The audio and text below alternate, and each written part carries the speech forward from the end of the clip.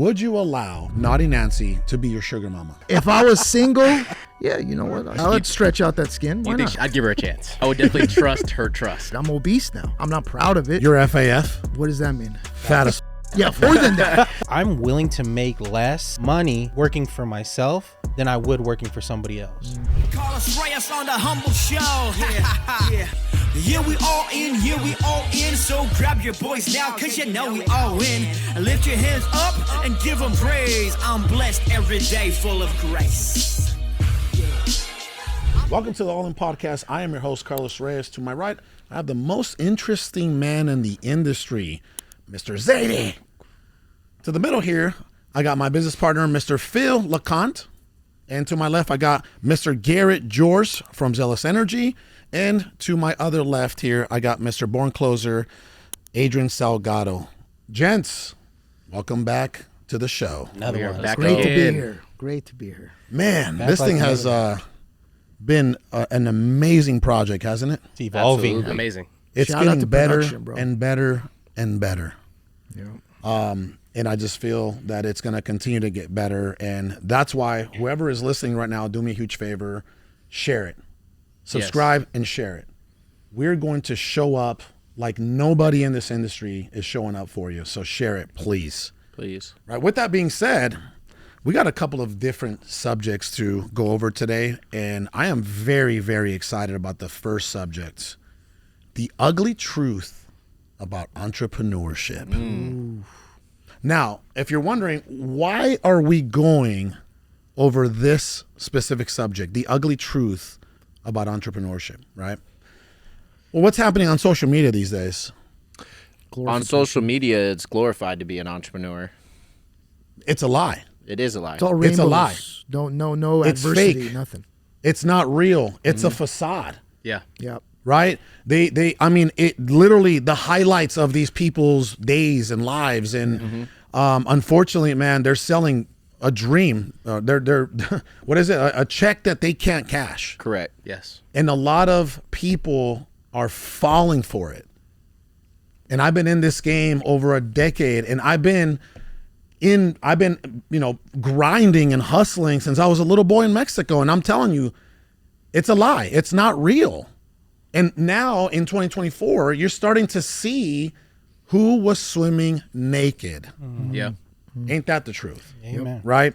So, let me start with some crazy, wild statistics about what real entrepreneurship is. You ready? Yep. Let's hear it. There are 33.3 million SMBs, which stands for small to mid-sized businesses. Okay. 99.9% of those businesses, actually overall in America, there's 33.3 million businesses. 99.9% of those businesses are small to mid-sized businesses. Yep. Can you believe that? Right? That means that 99.9% of the economy, right, as far as in the business sector, are small to mid-sized businesses that, they roll the dice on their dream. They roll the dice on their dream, right? Now, watch this. This is nuts. 80% of those businesses operate with no staff. That's 27.1 million businesses that are all owner-operated. One person. One person. All right, let's continue. All right. Now, on the positive side, right, 34% of all businesses are minority owned. That was a shocking statistic for me. I expected like 15 to 20. Really? 34% of them are minority owned. That's actually a very positive thing, right? For sure. Yeah. That means that people truly are reaching for the American dream. Correct. It's still alive. That's why they come here. It's still alive. Let me continue down, and we're going to get into this. All right.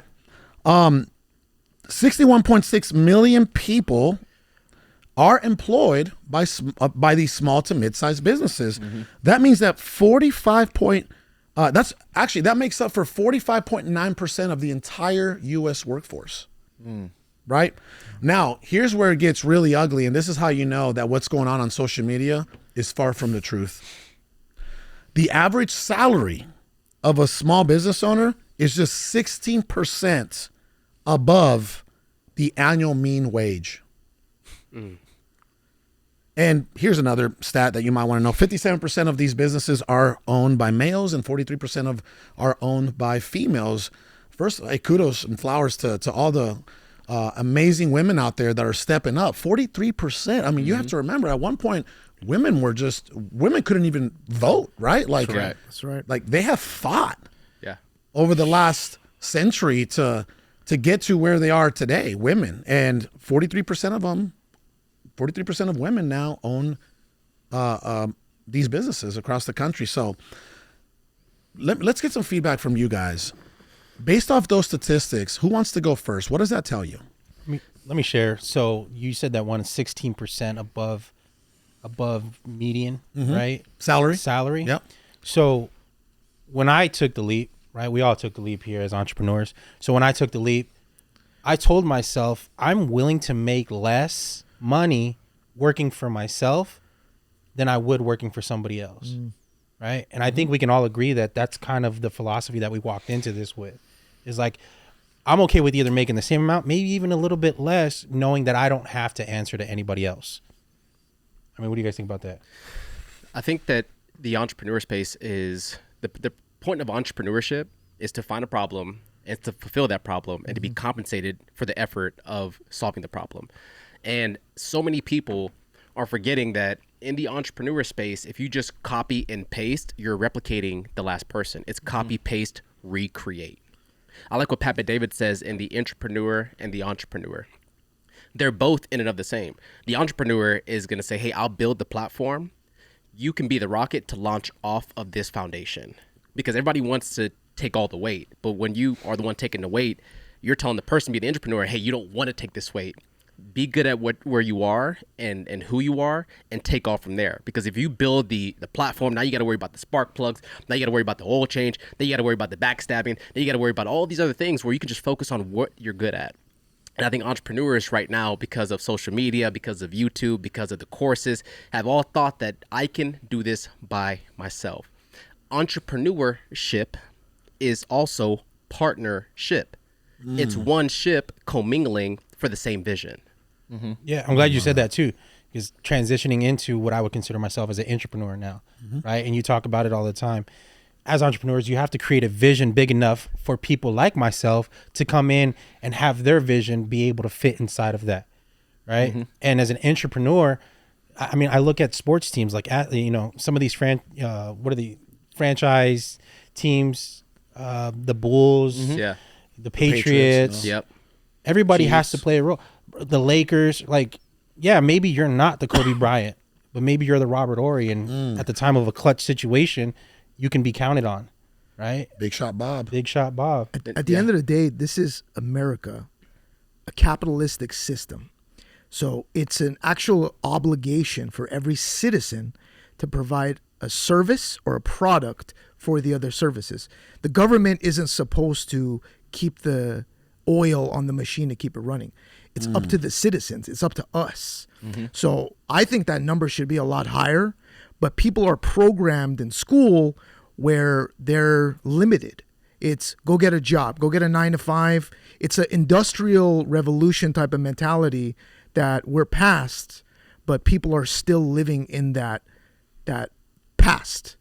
And I think if more people embodied entrepreneurship, I think that's why on social media there is a push for entrepreneurship. But people are using that for their own gain, right? They're saying, "Oh, I'll coach you be an entrepreneur.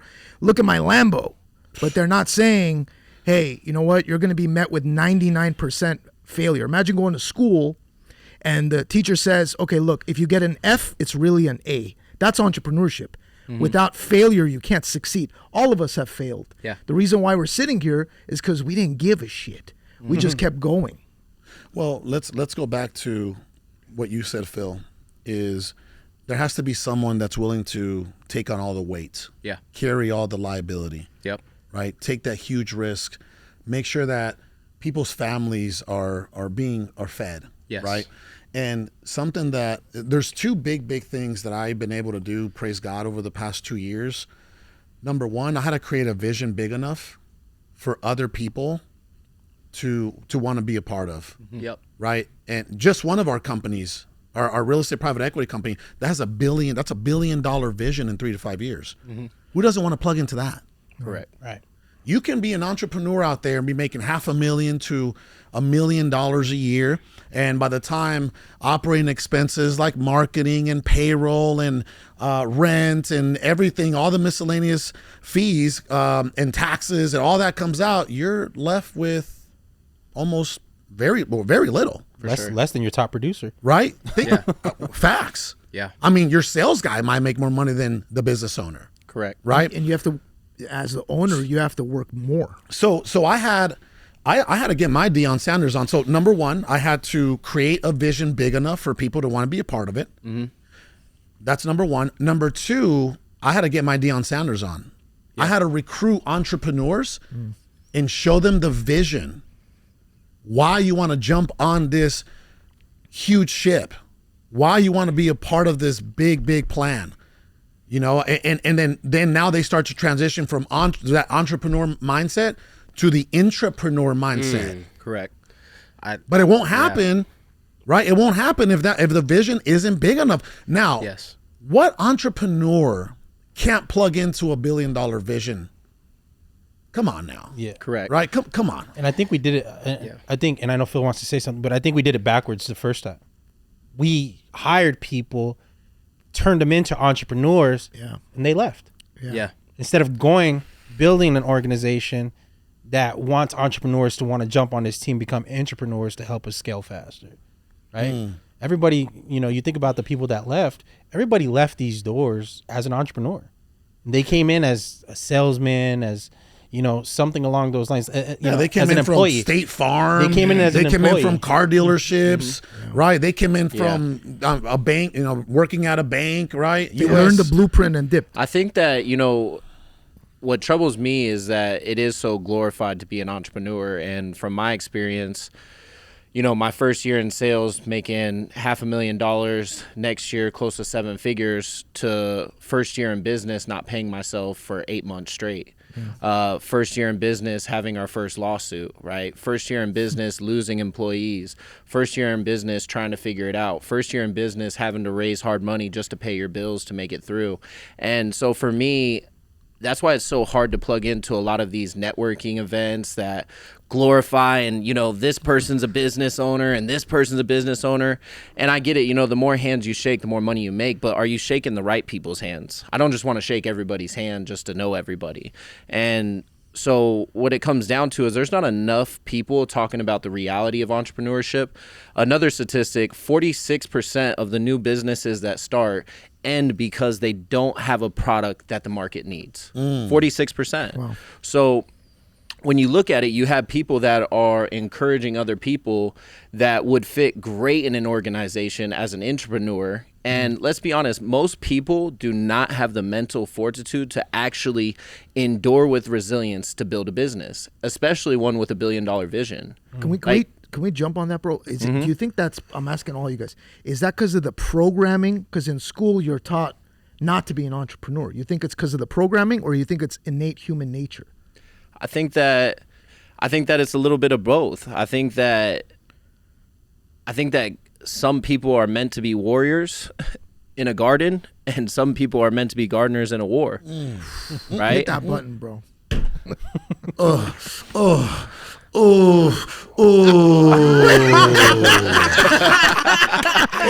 And that's it, baby. Wait, what? Yeah.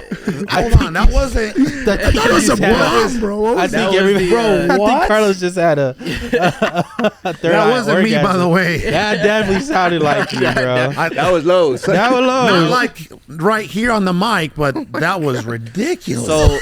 So remember, back in the day, if you went out to hunt and you didn't bring back food, your family didn't eat. Right. So you have hunters and you have gatherers, and there's nothing wrong, right? If you are a gatherer, just know your part and know how to play the position. Right. The main problem that I think we have, and I do agree with you, I think the numbers should be higher for entrepreneurship, but I think that the main problem that we have is nobody knows how to be a good soldier before they're a good general. Wow. Right? Everybody wants to be the captain of the ship. That's right. And what people don't understand, what Phil taught me early on, he used an analogy of a cargo ship, and being a leader of an organization is not being the captain of the ship, right? You give that to your entrepreneur that's going to lead the organization. Being a CEO, a business owner of an organization, you are the propeller under the boat, right? Nobody gets off of the boat and says, thank you, propeller. Thank you for getting us here. No, it's a thankless job, right? When the employees need help, I mean, me and Phil have sent out a good amount of money to people just to make sure that they can continue with the vision, right? Because they go through the trials, they go through the tribulations. Are you willing to suffer and suffer and suffer to make sure that everybody else wins around you? And most people are too selfish, and they are committed to their highest priority, right? And that's why there's a lack of leadership in the entrepreneur space, because they'd rather go for their highest priority instead of the community's highest priority. 2023, I would give the Entrepreneur Award to Deion Sanders. He goes from an all-black college, then goes to Colorado, generates Colorado for the home games $113 million to the entire city. With the losing record, by the way. With a losing record. Yeah, I didn't know that. Not only that, Wait, what? Yeah, he also produced 2 of the highest paid NIL players. Wow. With a losing team. Wasn't his son one of them? What his son Shadur Sanders and Travis Hunter.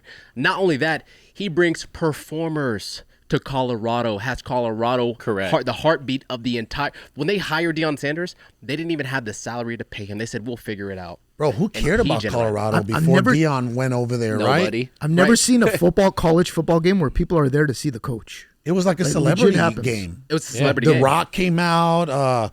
Well, I mean, all kinds of Hollywood people and rappers came out. Lil Wayne came out, and NFL players, Little Baby and The Baby, and all the babies came out, right? Yeah, but he also was on commercials on Aflac with Nick Saban, and then he also the Shades, right? The Deion Sanders Shades. Yeah. The documentary. What an entrepreneur, the documentary. So he leveraged that exposure. He said, look, this is high exposure, guys. Shadur Sanders, do your watch. Travis Hunter, keep posting. The whole entire team understood the power of content. He has 2 of his sons playing, and then he has the other son filming the content of him in the locker room, him in the field, him and his mother, right, giving his mother praise, and then his 3 sons come together and buy him a house in Colorado. I think it was $5+ million. I've never seen college athletes pull up in a Rolls Royce Cullinan. They weren't allowed to. I've They never weren't allowed seen to make college money athletes before, in the middle of the field with like 300 grams of diamonds. Well, they used to have them. They just had to hide it. Yeah, they had to hide it. Yeah, For sure.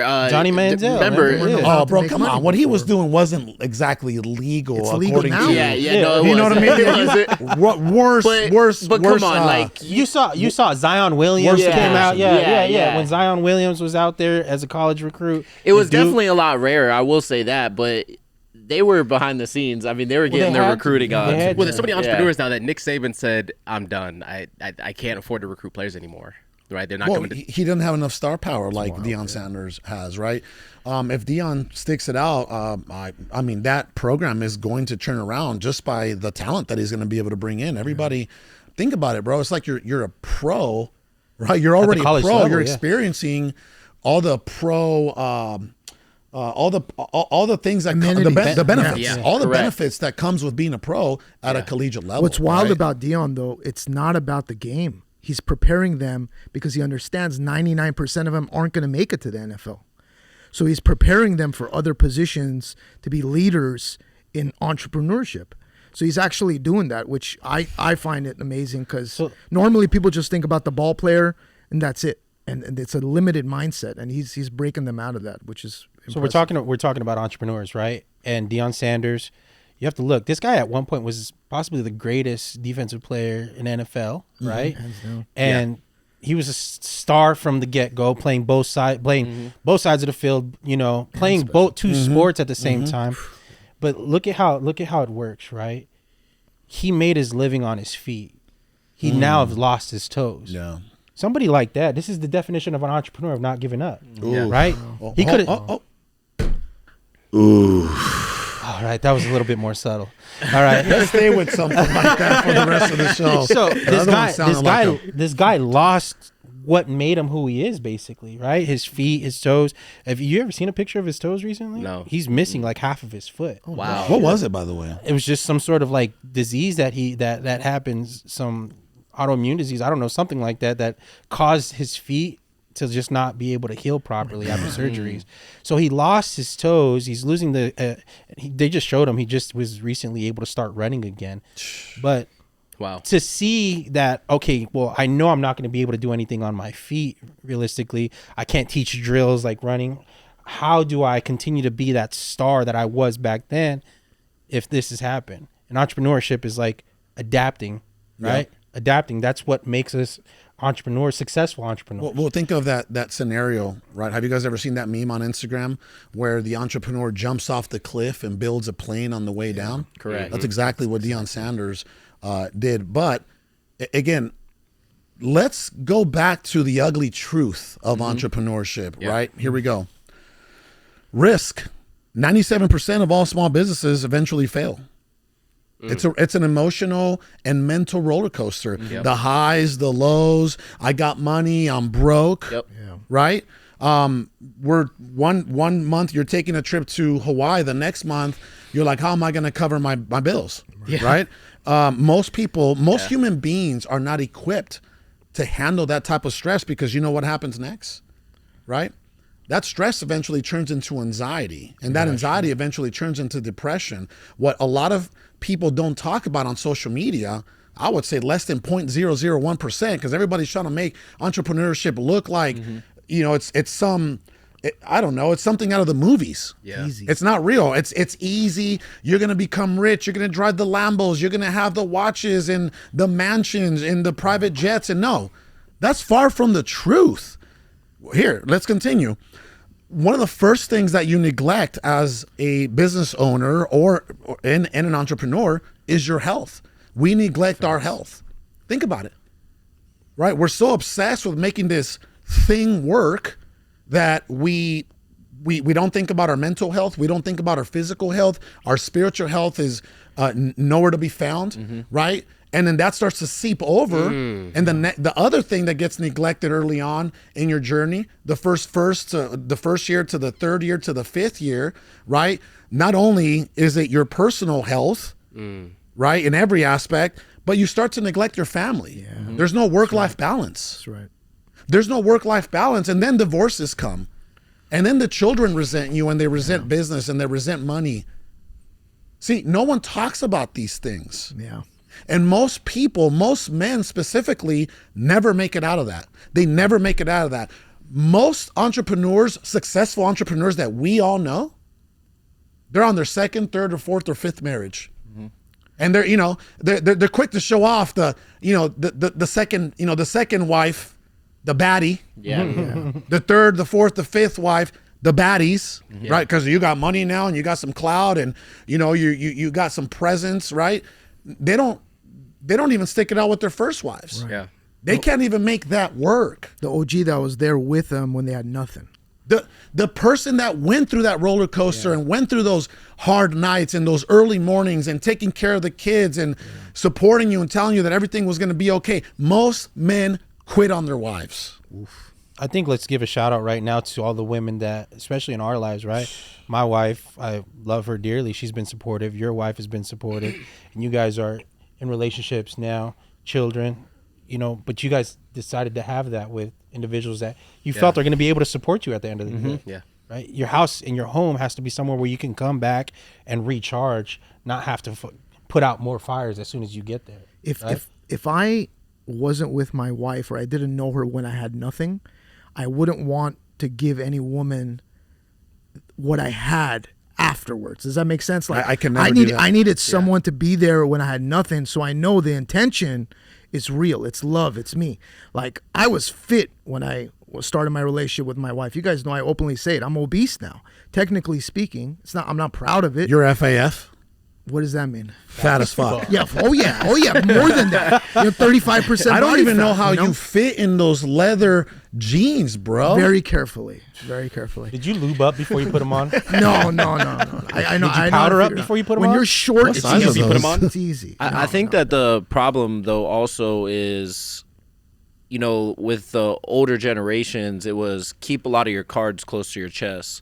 And, you know, you look at a lot of the younger generations, we have a lot more vulnerability in the way that we lead, right? You know, so many entrepreneurs don't want to talk about it because they feel like if they talk about the struggles and things like that, it's going to make them look weaker. And I do agree, when you are at war, keep some things to yourself, right? Keep some cards. But for the people that are in the battle with you, you have to be vulnerable with them. That's right. And, you know, the same thing goes on with the influencer space. Being partnered with, you know, you and Zealous Energy and just going backstage with you and seeing all these influencers at a high level, I've seen that there's a lot of leverage, but not a lot of vulnerability and integrity, right? That's And when you look at that, you have to think about the long-term effect of what we're doing to our children, the people under us, because it was, oh my goodness. That's not me. Definitely sounds like you, bro. To talk on the depression point, you know, we had a meeting today with our team, and we talked about the hardest thing that we had to overcome, and we all went around.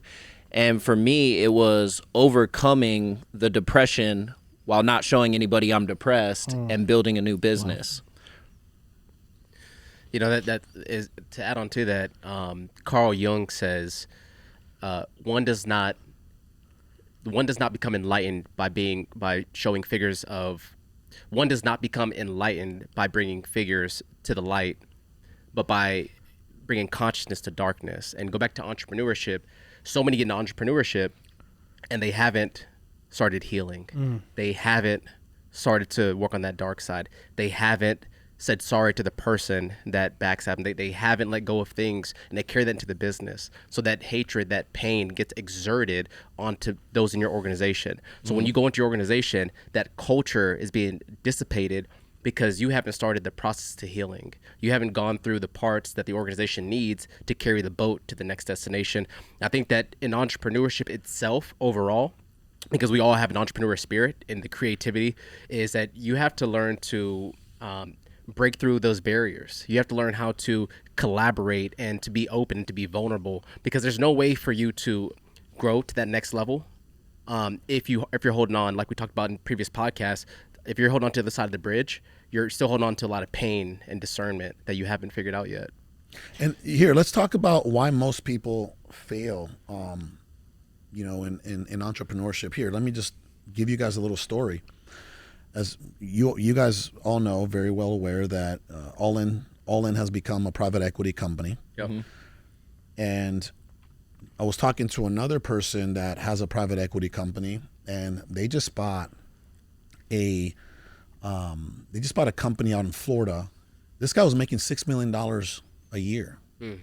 He was an artist. He would build these beautiful plants, huge, gigantic plants, luxury plants, and put them in these mansions, making $6 million a year. And guess what?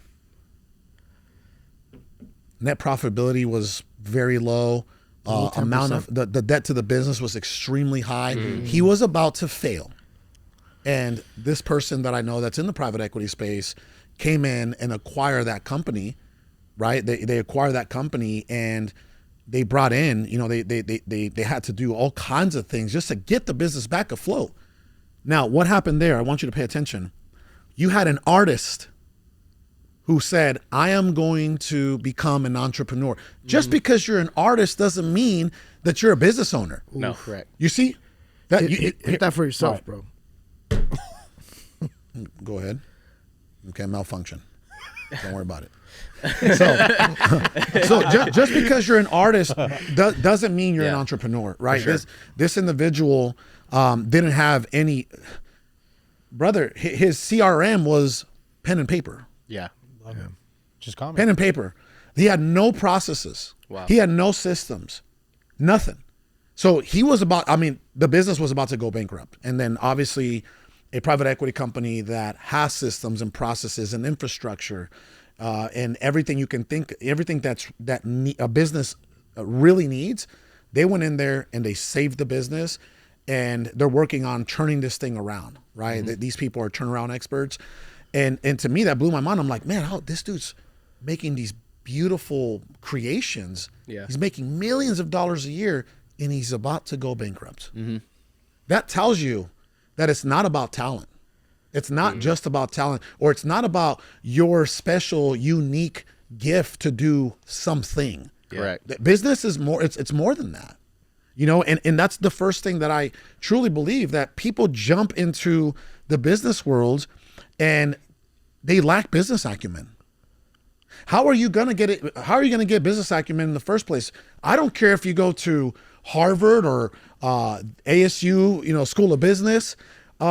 Sorry, you're going to learn by putting your hands in the fire. And that's why, in my opinion, most people never make it out of that. They never make it out. Do you think people lack the desire to be the student before they become the master? You know, brother, I feel like people are so passionate about what they do that they don't even think about, you know, you know, this needs to be paid. I need to rent an office. I got to do some marketing. I got to hire staff. They don't think about, they're just thinking about their unique gift, right? Yeah. Their Correct. passion. The coffee shop. Their passion, exactly. That's what they're thinking about. And then, you know, reality sets in a few months in or a few years in, and then you're out of business. You're out of business. And that's why 9 out of 10 businesses eventually do fail.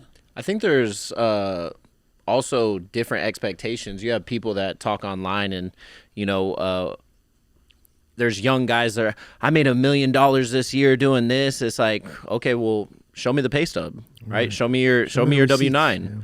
Like, show me anything, right? Yeah. And so now you have people that are like, man, this journey, this and that. It's like, okay, fair. You haven't accomplished anything, dude. Let's relax. Correct. Yeah, it's not even about what you make. It's about what the other person makes. But what is that? Again, we live in a world of perception, and everybody wants to be validated and accepted publicly, and that's a huge problem, because now they're writing a check that they cannot cash. Have that individual who says, I made $1 million, right? Have them go and set up shop. Have them, we'll get to see what kind of leaders they truly are. Correct. Right? Can you attract and hire the right people? And then if you attract and hire the right people, can you keep them? Guess what? I've been a bad leader. Why? Because all I was doing was, I'm a rainmaker. You know, I'm a rainmaker by nature, praise God, right? I'm a rainmaker, and people see me making it rain, and they want to be a part of it, right? Just about every single employee that I first hired initially came off social media. And they saw me driving the Rolls Royces, and they saw me cashing the checks and wearing the watches, and they're like, man, I want a little piece of that. If I get next to them, I might get something. And they did. They did, right? But I didn't have the proper infrastructure, the necessary business acumen to plug them in to the right system. And that's on me. I was a bad leader, right? But you know what? I am so blessed that all of that happened, and I am so blessed for those people. You know why? Because then I wouldn't be who I am right now and where I'm headed now. Correct. I learned my lesson the hard way. You know, it's a layer. What you remind me of, and the reason why our partnership is so powerful, is if every entrepreneur understood the wealth lighthouse. The first 3 segments, it goes the foundation, where most people start. The middle is the enterprise, and the top is the alchemy, right? The legend. The bottom 3, the first is the survivor. I make 3,000, I spend 5,000. Next, you have the victim. I make 5,000, but I spend 7. Then you have the survivor. I make 15,000, but I spend 14, so I have that 1,000 left. Then you have the worker, which is your blue collar. I make 200,000, but I'm a slave to the business. Now the next level, that middle, is where you become the player. The player is like a Zach, a horse. I'm a salesman. I can make numbers, but I haven't yet built a platform to get a team. Then you go to the performer. All right, you know what? I want to build a team to replicate what I do. So now it's not all on me. Then you go to the conductor, says, you know what? I'm going to donate my creativity to someone else to run this business, so I can now focus on something new. Then you get to Carlos and Sal's level, the next one, which is the trustee. Trustee is, I trust someone like Carlos on my board because he has wisdom that I would not know unless I come to Carlos. Then after the trustee is the composer, the one where you just play the musical instrument of entrepreneurship. You understand the finance, the marketing, the structure, the hiring, and then you get to the top, the legend.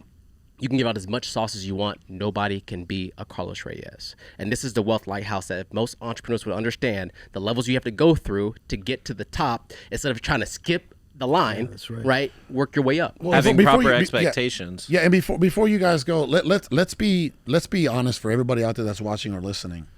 Most of these dudes on social media, they're not operators.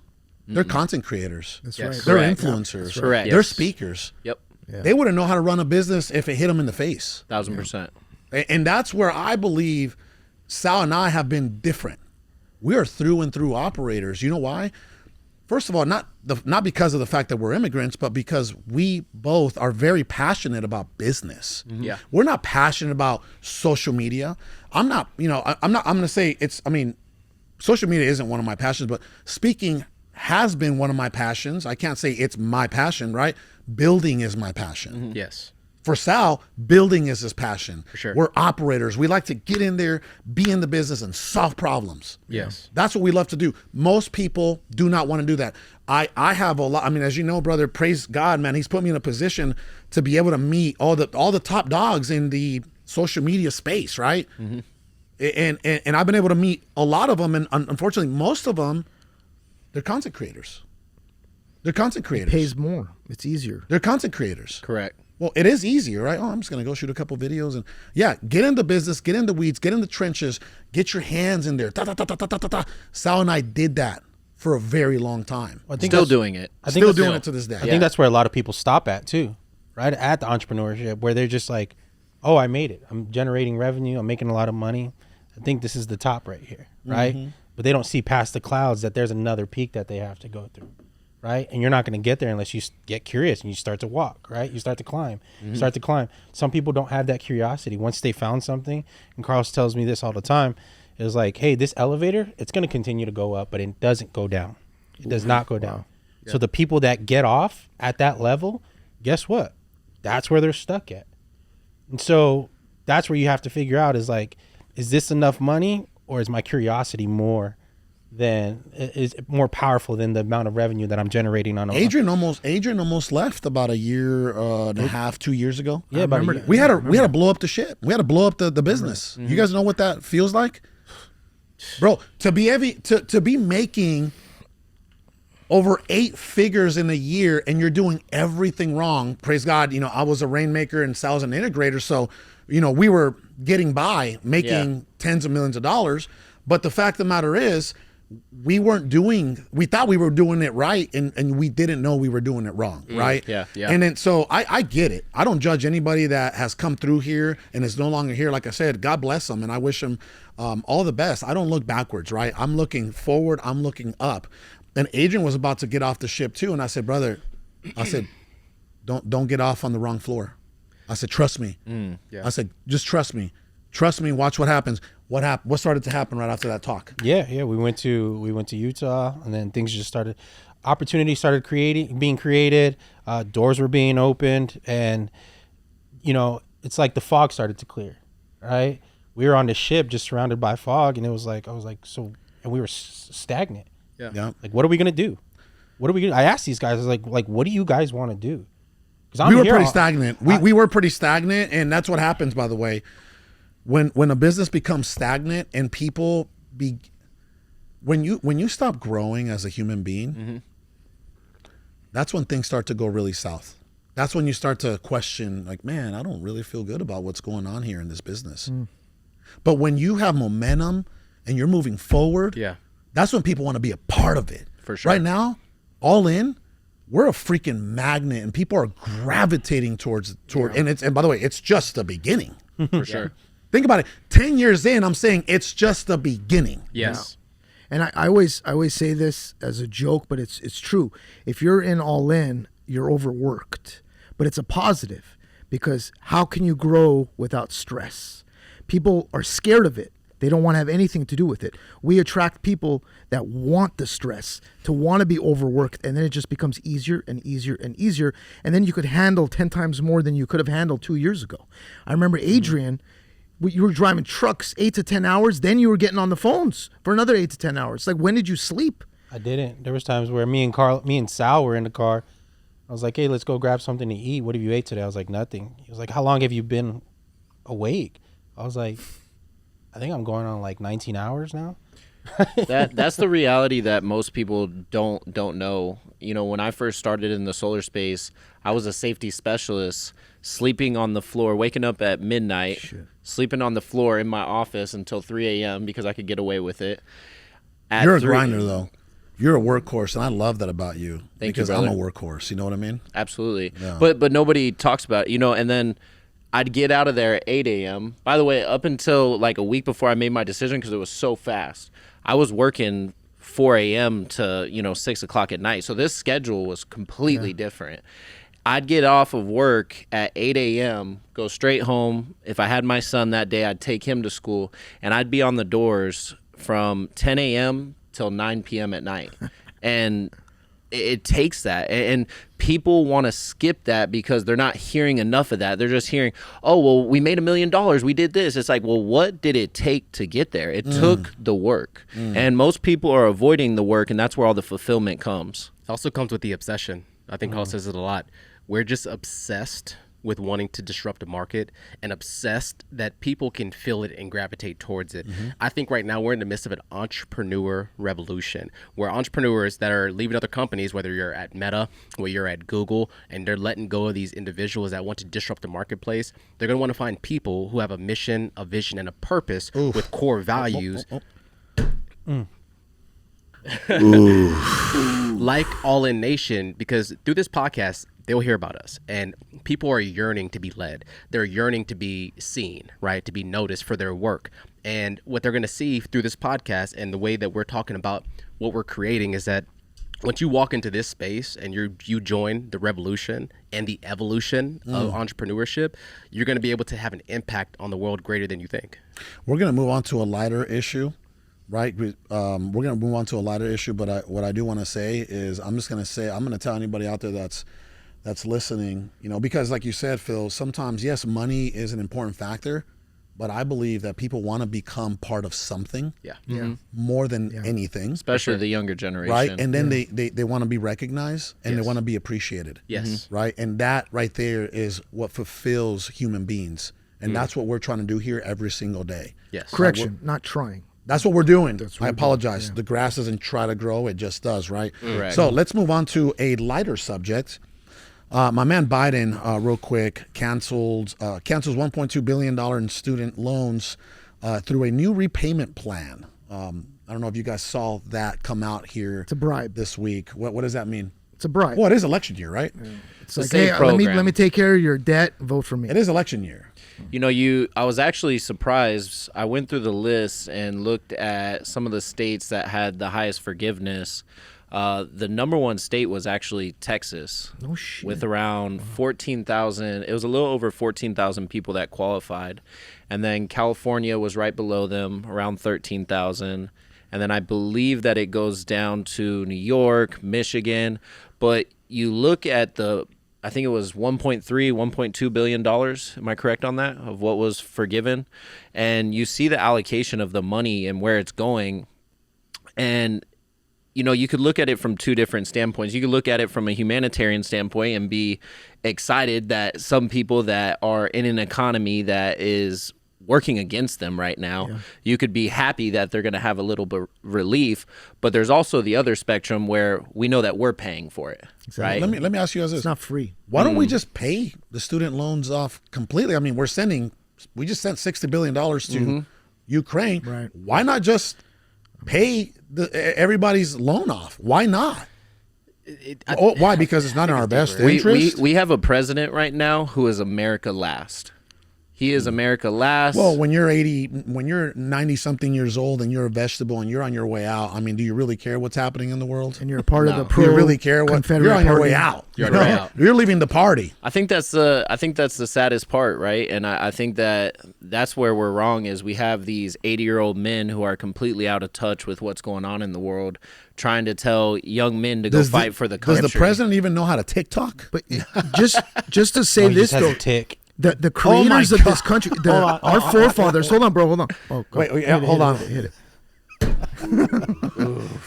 I was gonna say that the forefathers of our country were in their 20s, bro.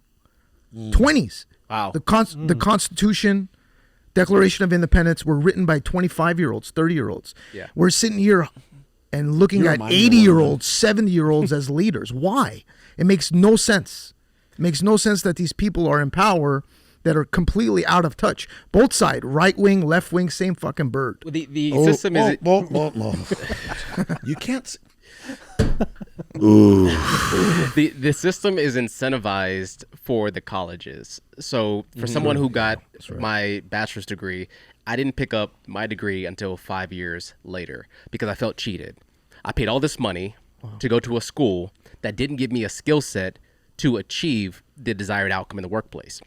I was selling furniture at Ashley Furniture, making $100,000 working part-time during college. You're a beast. Paying off, You're a beast. paying off my student loans while going to college. My that man I was accumulated. slanging couches. And what I did was I did some research. So federal loans or student loans in general, 95% of them are from the federal government. Right. So if you're a school as a business, right, since we're entrepreneurs, if you're a school and the government says, hey, no matter what the kid, if they are born in a family where people are not good with money, if they're bad with debt, we're going to lend them money. And no matter what, you guys get paid. So it's a win-win for you at your university, but they're going to be left with a mountain of debt. What teenager or college kid knows anything about credit? Nothing, but they all get credit cards. You They're all know, given like credit Capital cards. One, right? You know, student loan, boom. You know what I mean? Well, I think it's car at also 21% control. interest, boom. You know, like what? Like, come on, dude. I think younger adults are easy prey Yes. Facts. for the debt system. Correct. Right? They're not educated. We are not financially educated.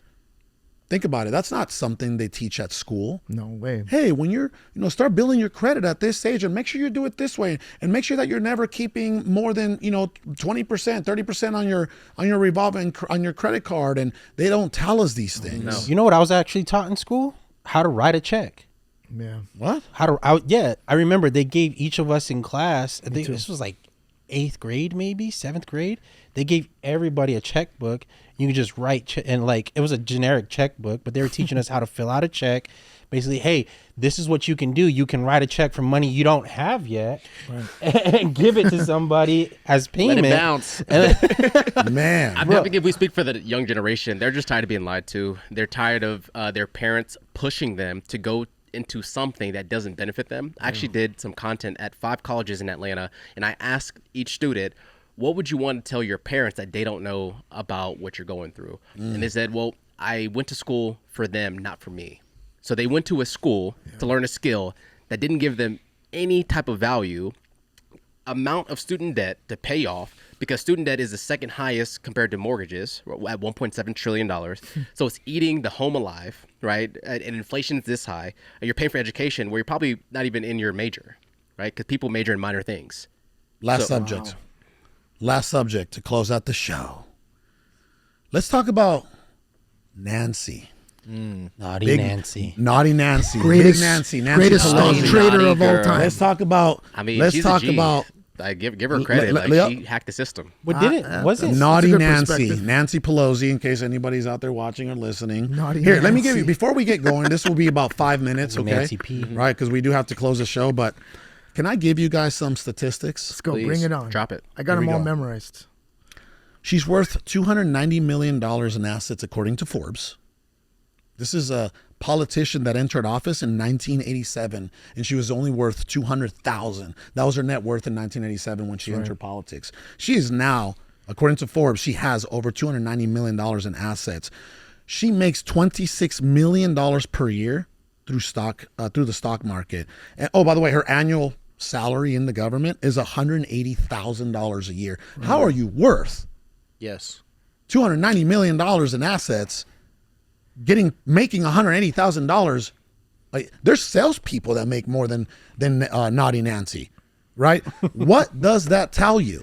You can't hate the player. You got to hate the game. Didn't Yeah, you're right. Martha Stewart get right. I mean, sent she to is jail the for the game, same though, stuff? bro. She is. She is the game. game. Didn't Martha Stewart get to sell for the same like inside trading thing? Yep. Well, they're in Congress, so technically it's not insider trading, unfortunately. They But write the all the crazy laws. thing about Naughty Nancy is she was fighting to give politicians the right to invest in stock. She got all her money. Now she's like, you know what? It should be illegal. But when she was doing it, it was legal. She was fighting to keep it legal. So she was like, "Oh, we'll just disclose." So they have 45 days to disclose their stock trades. Legally, they have to do that. I got a question for you, Zady. Would you allow Naughty Nancy to be your sugar mama? I'm married, so no. No. Don't give me that. No. You're not taking the easy Would way your out, wife bud. take one In for your the team? in your parallel Would your wife reality. take I'm one married. for the, Would your wife Some take things one are for more the team? valuable. Would you jump on her back? It's not about my wife. It's about Would me. you let her unbuckle those Morally, little I leather wouldn't. pants? But if I was single, look, if I was single and she was running the country behind the curtain, which obviously she was, yeah, you know what? You would be why one not? of one of her little boy toys. Yeah, I would stretch out that skin. Why You think not? she's on? Oh my! Do you, Hold on, hold on. Yeah, we gotta hit. Can you repeat that? Oh yeah. Ready?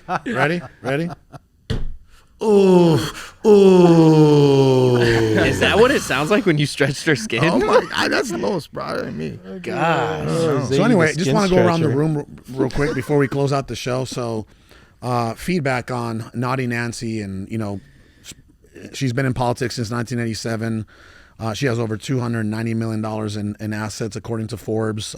She makes $26 million per year in the stock market, and her annual salary is only $180,000 a year. Feedback. if she was on Tinder, I'd probably swipe right. I would also give her. So you would beat the dust off of that. I would iron her. Crypto fill her up. Oh my God. You would crypto I would, feel. You would crypto. I would feel her. I will make her feel the D wrinkles for sure. He would make her feel you know the what they say, influence. Wait, would you change your last name? Would you change Hey, you know your what they last name? say? Once you go black, You end up in a wheelchair?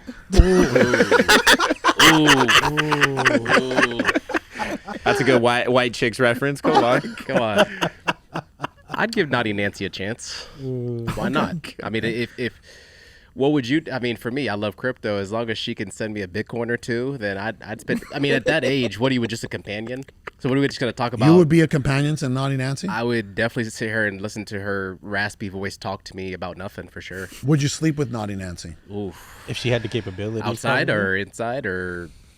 No, just would you? What does that mean, outside or inside? I mean, her husband. Did you hear about what happened to her husband? yeah. They ran Oh, up to her it's- house. it's- And, he's so naughty yeah. too. It's a mess. It's probably her stuff, yeah. ex-boyfriend that did it, but He's naughty. He's naughty. I'd give her a chance. I'll say that. I'll give All her a right, chance. Mr. Garrett, what's your feedback on Naughty Run a Nancy? train through her, bro. My feedback is, and this goes for pretty much everything, is you can sit here and keep being upset at the game, or you can take some notes and you can figure out a way to get to the table, like right? And the way that I see it is, if we know that Naughty Nancy's son is out and he's drinking and driving and he gets pulled over by a cop, I really doubt he's going to jail, right? I really doubt that. Unless it's a MAGA So cop, yeah. would you not want, realistically here, you can lie to yourself and tell yourself that you don't want some of that power, but if it means that you can protect your family at a higher level and build a fortress and a moat around your family, you would do it too. Because So you you can't have would- all the money, but I mean, you have no power. So Correct. you would sleep with her. I would sleep on her. Wouldn't she sleep on you? I would try to get the life insurance policy. Oh my God! I'm a heavy sleeper. I would definitely trust her trust. Yeah. Shout out my to Naughty Nancy. Oh my God! In Nancy, we trust. trust. And Nancy, we trust. Feedback before we close out the show. So feedback for me, Phil actually put me onto this and piggybacks basically what off Garrett's saying is that if you are interested on how she does the game, there's an entire Twitter account, right? That's right. Yep. That's right. There's an entire she Twitter sell a account with course? 500,000. Does she sell a course? 'Cause Other I would people buy sell it. her course. I would buy her course. People are millionaires because of Nancy Pelosi. So you give her some Shout out credit. to She them. does create millionaires. She true. bought Okay. NVIDIA before Nancy. they went up. Okay, Nancy. She's in the boardroom. And so- Apple and Tesla And Tesla. before she passed regulation. So feedback for me, if y'all don't want to be an entrepreneur and you just want to park some money, just go follow that Twitter. Nancy will tell you where to park it. Well, there you have it. Again, we just want to say thank you so much for listening or watching today's episode. We are very grateful for every single one of you. Do us a huge favor. We want to disrupt the podcast space. As you can see, this is not your average podcast. So the only thing we charge, this is a free podcast. There's no sponsors. There's nothing like that. Free podcast. Just share it, like it, subscribe. Let people know what we're doing here. And until the next time, be safe.